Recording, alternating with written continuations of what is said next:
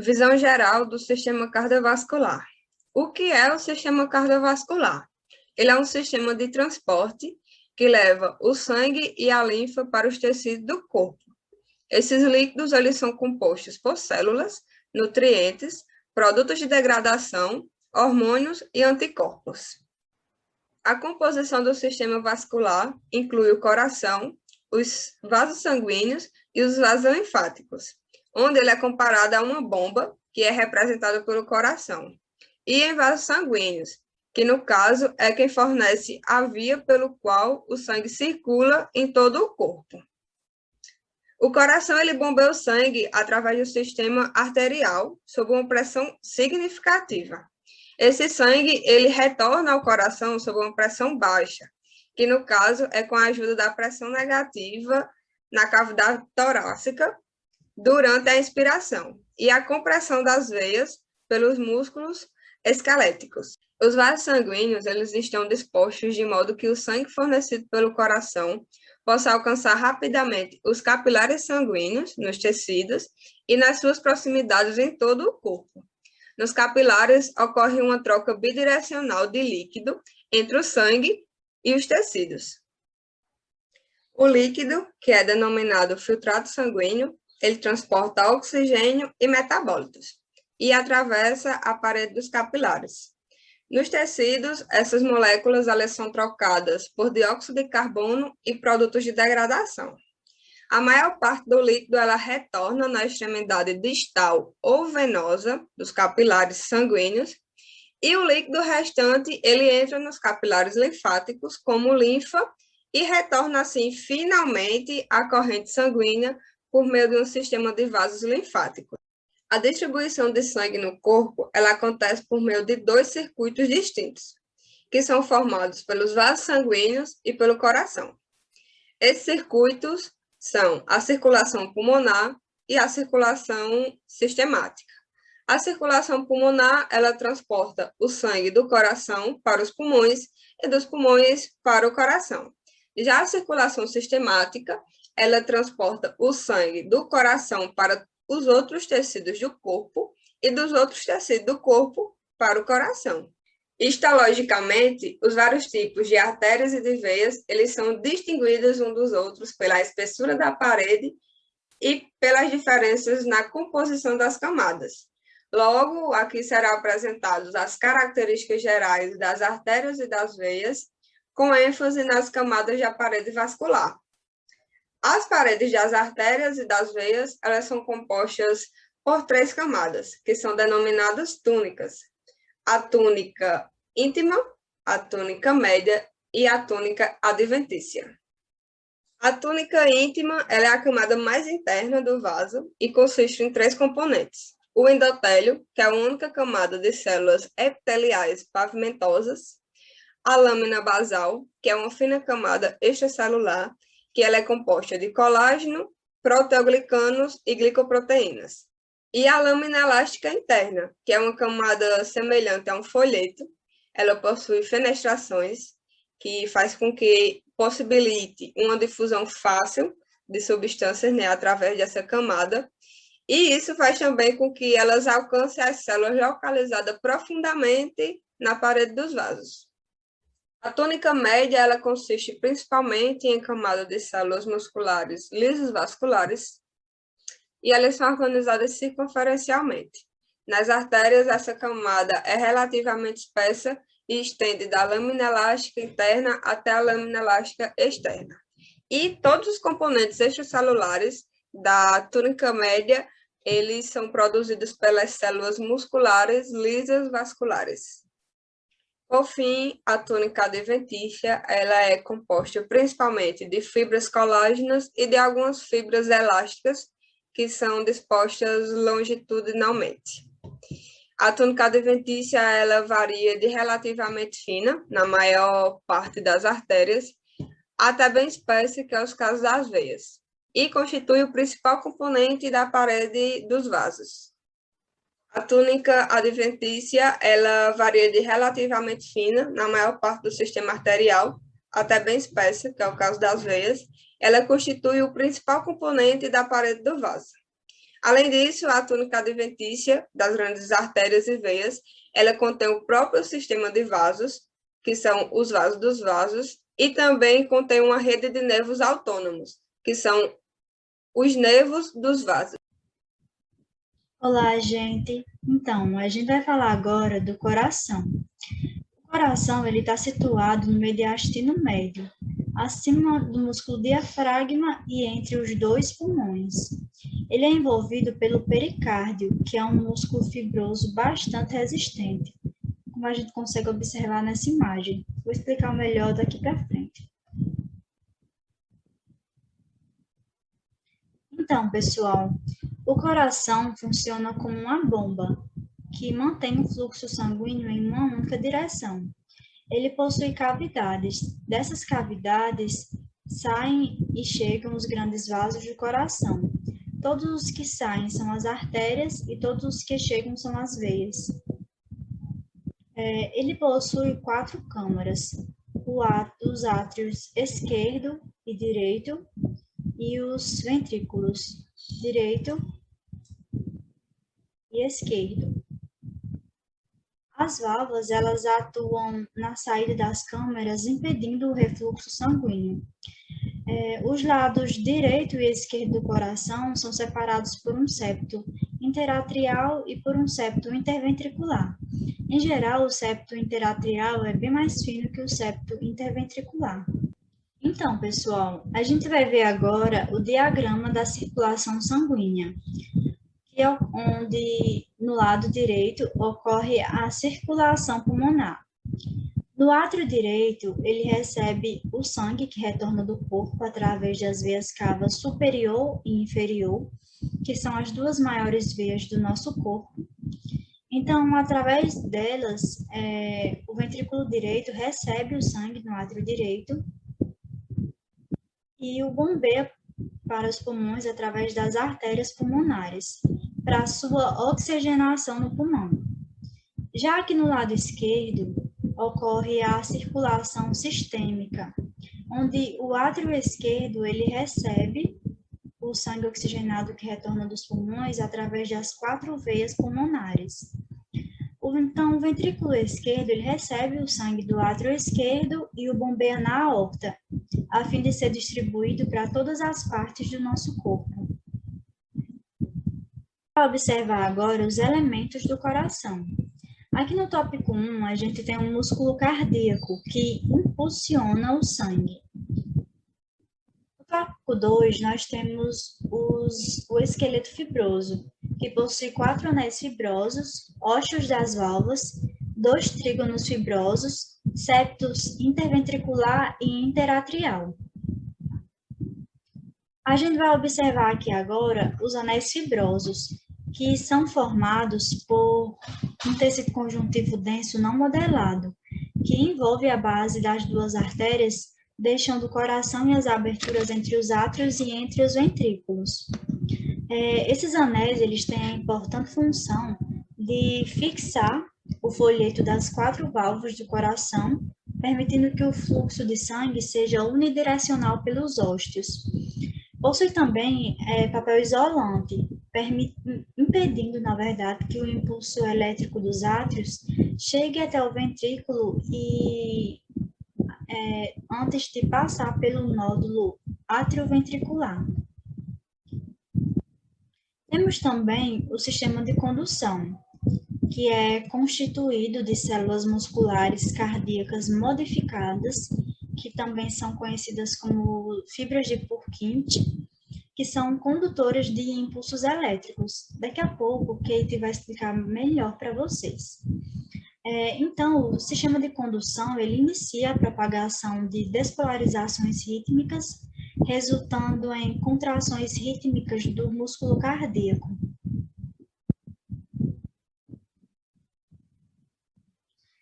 A gente tem também a vascularização coronária, que é composta por 2 artérias coronárias e veias cardíacas. É através das artérias coronárias, direita e esquerda, que é abastecida a quantidade necessária de sangue arterial para o coração. Já é através das veias cardíacas que ocorre a drenagem venosa do coração. Então, pessoal, o coração ele é composto de 3 camadas, começando de fora para dentro: epicárdio, miocárdio e endocárdio. Começando aqui pelo epicárdio, que também pode ser chamado de camada visceral do pericárdio seroso, ele é composto por uma camada de células mesoteliais e tecido conjuntivo e adiposo subjacentes. Nele estão os vasos sanguíneos e os nervos que suprem o coração. Eles são envoltos por tecido adiposo. O epicárdio, ele se mostra na volta da parede dos grandes vasos que adentram o coração e saem dele como camada parietal do pericárdio seroso. Aqui. Então, ele envolve a superfície interna do pericárdio, que circunda o coração, e as raízes dos grandes vasos. Há também um espaço virtual que nele contém uma quantidade mínima de líquido pericárdico entre as camadas visceral e parietal do pericárdio seroso.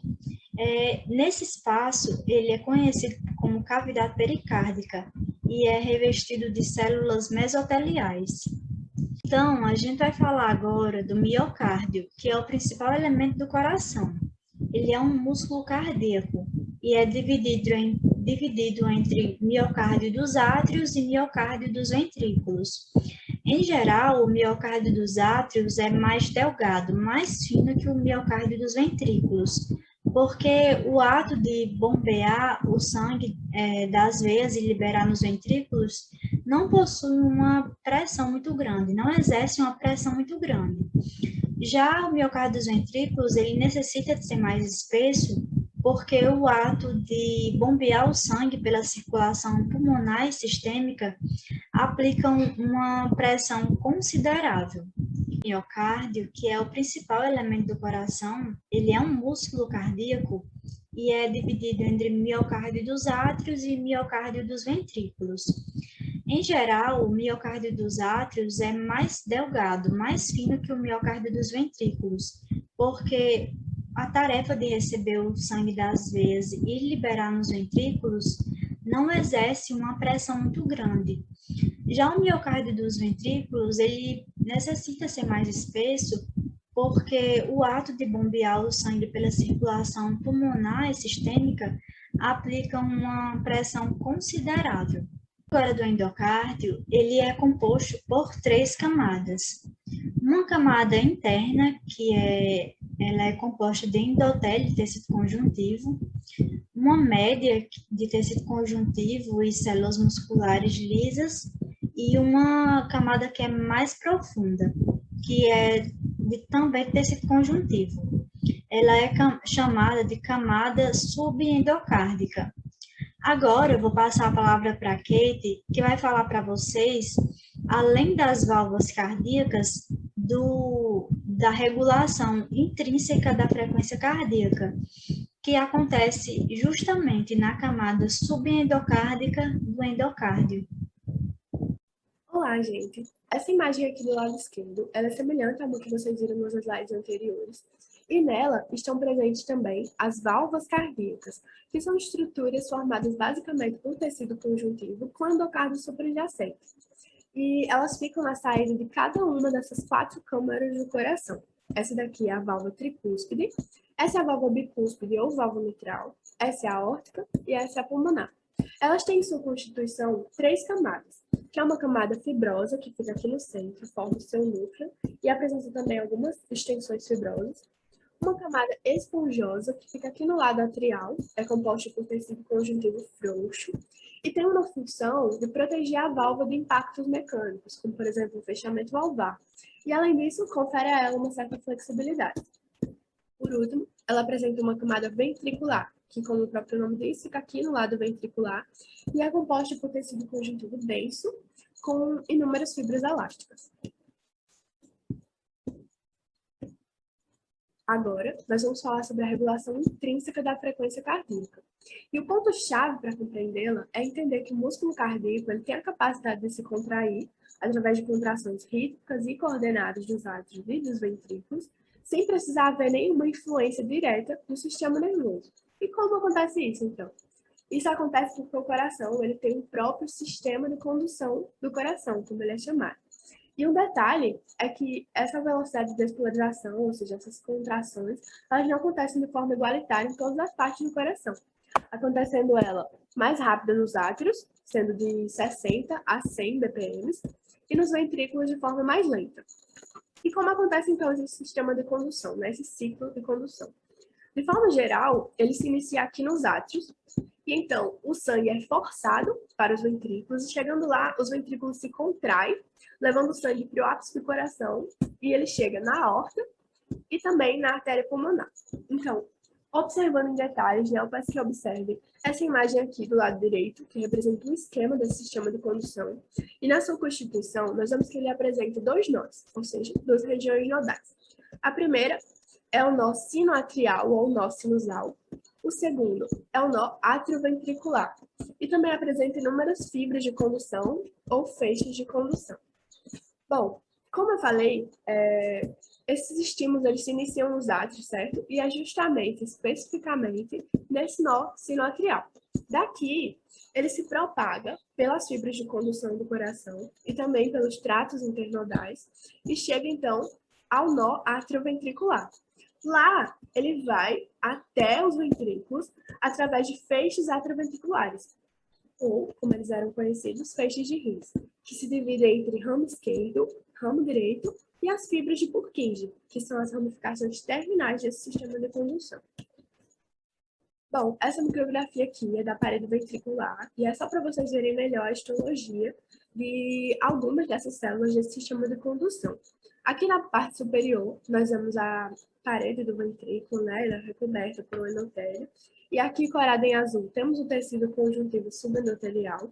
Aqui na letra E, temos a região do endocárdio, e dá para ver que ele possui uma extensa camada de fibras de Purkinje.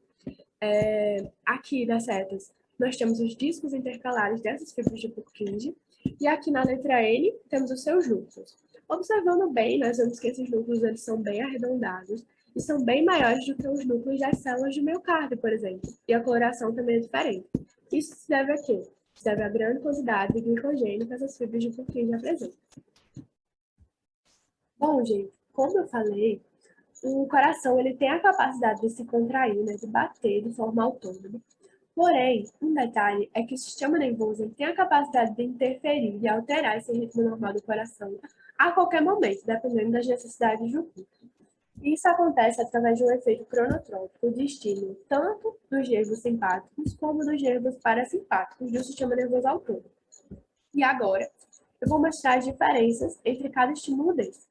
Primeiramente, caso o estímulo ele parta dos nervos parasimpáticos, acontece uma diminuição da frequência cardíaca. Isso acontece da seguinte forma: tem início lá no nervo vago, e então as fibras pré-sinápticas desse nervo parasimpático fazem sinapse com os neurônios pós-sinápticos do coração, que se estendem lá da região nodal até as artérias coronárias. E, no geral, aqui acontece a liberação de um neurotransmissor chamado acetilcolina, que provoca a contração dessas artérias, bem como um aumento na velocidade de contração do coração.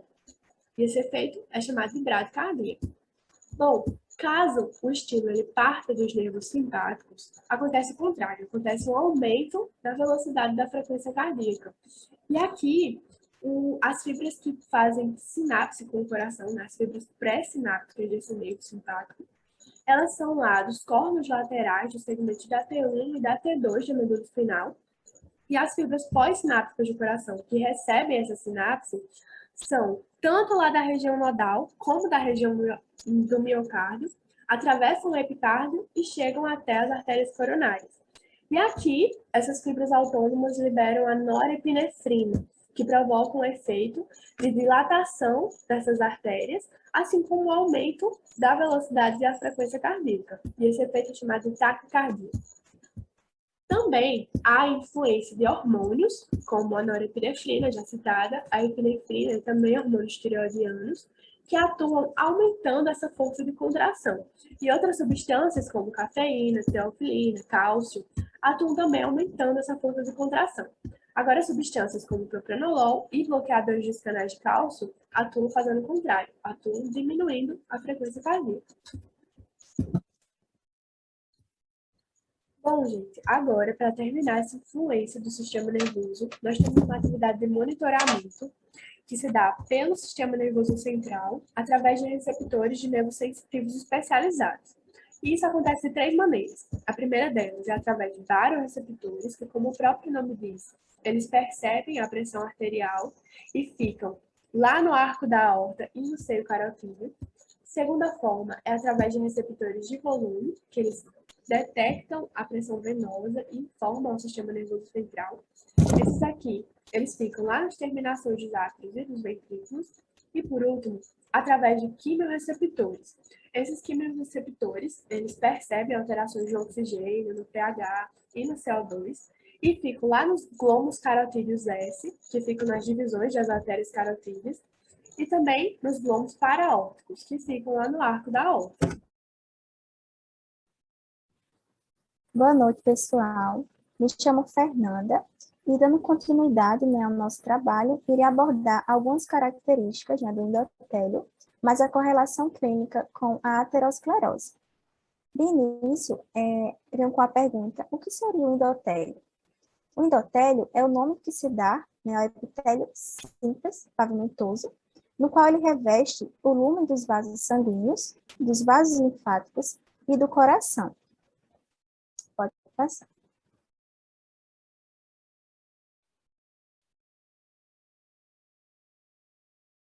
Nessa imagem, a gente observa, né, uma região de tecido conjuntivo que foi usada a coloração de hematoxilina e possui um aumento médio. Ela é um tecido bastante vascularizado, né, pois por ele se transmitem vasos sanguíneos que irrigam os demais tecidos, e como todos os epitélios, o endotélio ela está relacionado, está apoiado, né, sobre uma membrana basal, no qual a gente não observa nessa imagem. Em torno dos vasos, né, sanguíneos, há a presença de o tecido conjuntivo. Então, essas células epiteliais, elas revestem os vasos, né? As células endoteliais, elas são muito delgadas e frequentemente só se observa bem o seu núcleo. E nessa região colorida, a gente observa as células do endotélio, onde os seus núcleos ficam ressaltados em cor azul, onde vocês estão observando a setinha, e em vermelho fica evidenciado o seu citoplasma. E a região central é o lúmen do vaso, no qual contém sangue. Pode passar. Bom, nessa imagem, né, a gente observa a localização das células endoteliais em um vaso sanguíneo e vemos que ele é constituído, né, por uma camada contínua de células endoteliais, essa rodinha todinha aí, alongadas e achatadas, que estão alinhadas, né, com eixos longos na direção do fluxo sanguíneo. Pode passar.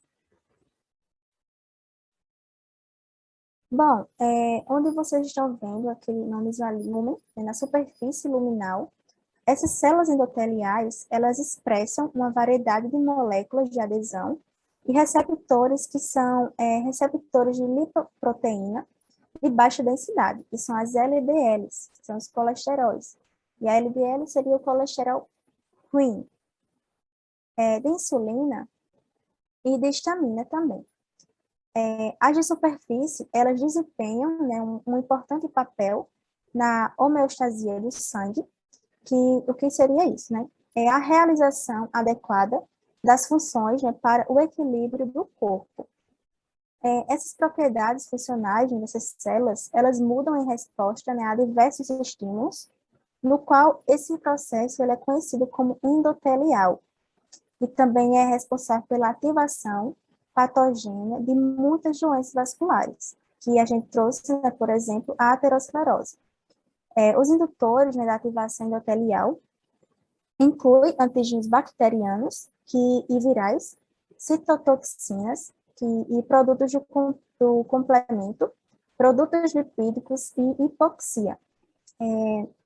As células endoteliais, né, ativadas, elas inibem novas moléculas de adesão de superfície e produzem diferentes classes de citocinas, lifocinas e fatores de crescimento, e também moléculas vasoconstritoras e vasodilatadoras, bem como as moléculas que controlam a coagulação sanguínea.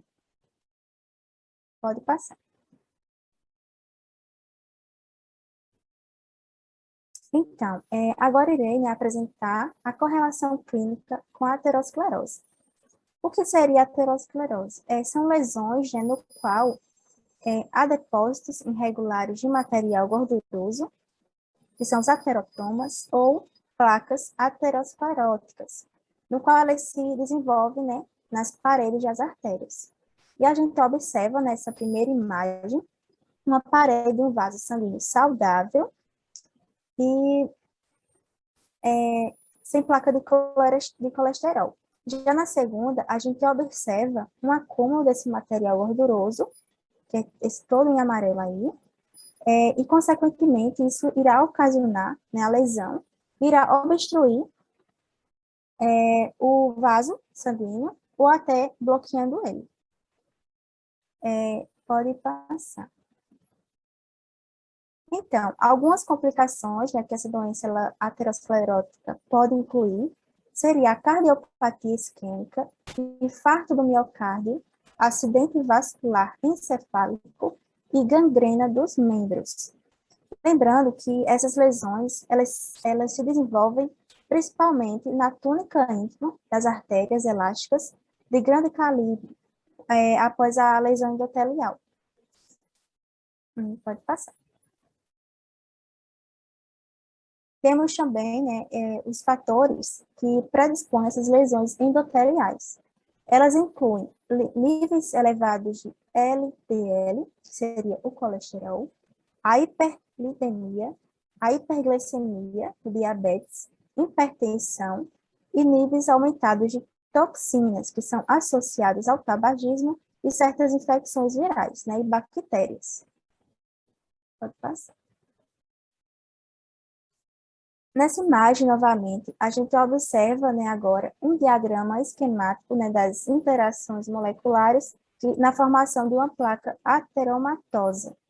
Então, nessa figura, as células endoteliais, elas disfuncionais, que estão em vermelho, essa barrinha toda em vermelho aí subindo, elas aumentam a expressão de moléculas de adesão celular e também aumentam a permeabilidade a moléculas de LDL, que é o colesterol que está sendo mostrada pela setinha amarela.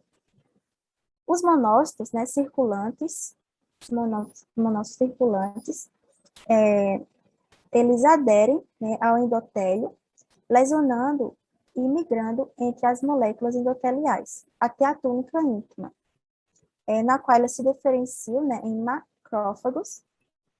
Os radicais livres, produzidos pelas células endoteliais, oxidam as LDLs, que são subsequentemente fagocitadas por os macrófagos.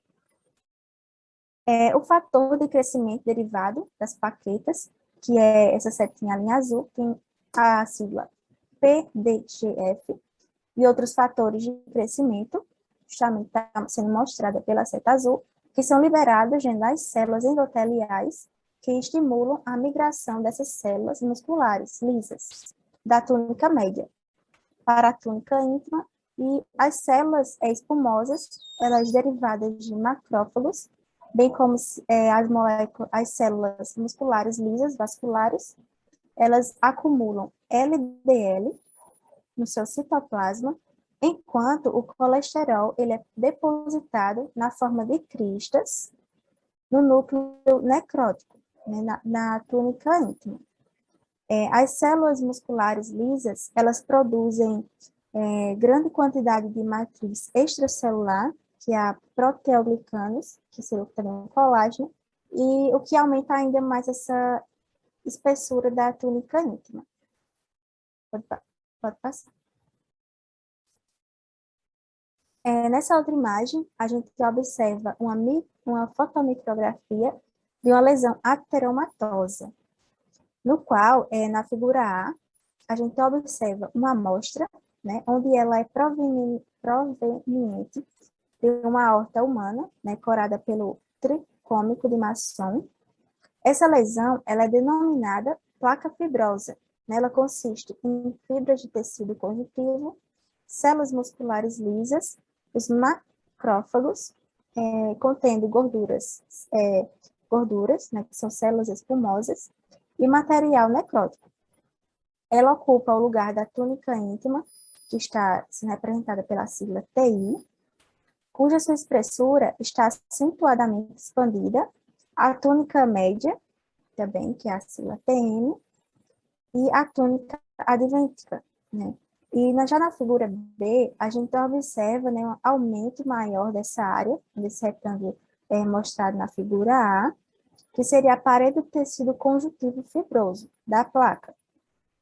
É evidente, né, essas placas, essas pequenas setinhas, essas setinhas que estão sendo mostradas na figura, elas apontam, né, os núcleos das células musculares lisas, que elas produzem as fibras colágenas da placa fibrosa. Elas são também evidentes nas células espumosas, que está pela sigla CE, e as fendas de colesterol, é mostrada pela sigla FC também. Características, né, delas, essas últimas, elas são espaços ocupados previamente, né, por cristas de colesterol, que foram dissolvidos durante a preparação da sua amostra. E esse restante da placa consiste em material necrótico epilipídicos. Pode passar. Então, agora eu vou falar alguns fatores, né, de risco, no qual a severidade, né, dessa doença entre os seus indivíduos está relacionada com vários fatores, alguns constitucionais, outros adquiridos, né, potencialmente controláveis. Os fatores constitucionais estão relacionados com a idade, com o sexo e a genética, no qual, né, na idade, a aterosclerose, ela não é clinicamente evidente até a meia-idade. Porém, né, há uma maior evidência e uma incidência entre os 40 e os 60 anos, que pode ocasionar o infarto, né, do miocárdio. No sexo, os homens eles são bem mais propensos, né, para a aterosclerose e suas consequências do que as mulheres. Com relação à genética, a sua predisposição familiar, ela também é um fator que está estabelecido, né, para a aterosclerose, a doença cardíaca isquêmica e a poligenia, que seria o hipercolesterolemia familiar. Fatores de risco potencialmente reversíveis são os não genéticos, particularmente também a dieta, o estilo de vida em que o indivíduo vive e os hábitos individuais. A hiperlipidemia são os níveis elevados, né, de colesterol plasmático, no qual são suficientes para estimular o desenvolvimento de lesões, mesmo se outros fatores de risco estiverem ausentes. As LDLs, elas também estão associadas, né, com aumento de risco, e as HDLs, elas têm um efeito protetor. A hipertensão, ela também é um fator de risco, né, para todas as idades. Também temos os hábitos de tabagismo, que também está relacionado, e a diabetes mellitus, no qual ela induz a hipercolesterolemia e aumenta marcadamente a sua predisposição para a aterosclerose. Pode passar. Então, gente, esse foi o nosso trabalho. E aqui estão nossas referências, e muito obrigada pela atenção de vocês, e tenham uma boa noite.